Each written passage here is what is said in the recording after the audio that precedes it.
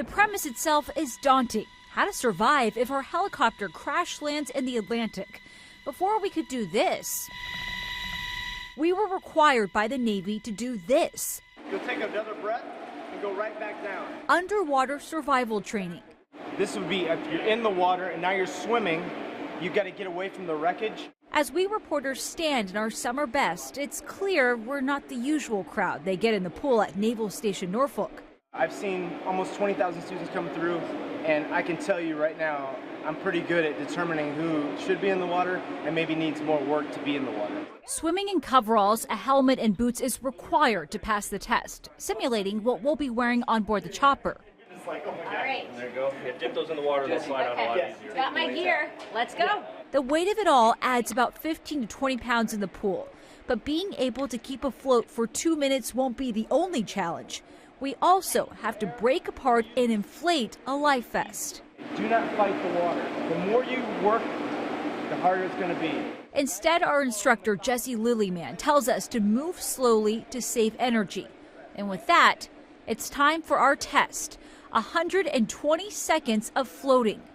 I'm immediately struck by how heavy the gear is and how quickly it leaves me out of breath. Lilyman has taught us to use what's called the dead man's float. I make it through the 2 minutes okay, trying my best to stay horizontal. It's not graceful, but it works.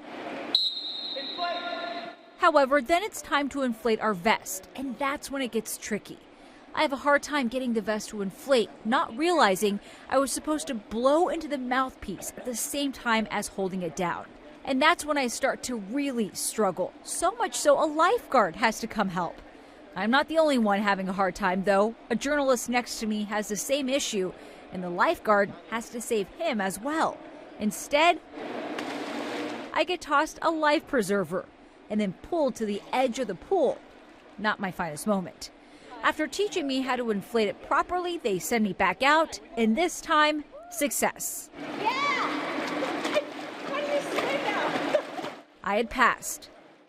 So that was a lot harder than I thought it was going to be. We did 2 minutes of a dead man's float, where you just had to keep yourself in water. And the hardest part was just maintaining that energy and not treading water. But the part that I think I might have almost failed was getting this vest to inflate. I could not do this calmly and get this all blown up and inflated while also maintaining my energy. So, lesson learned about these. It wasn't pretty, but we got the thumbs up for our next adventure to go fly with the Navy.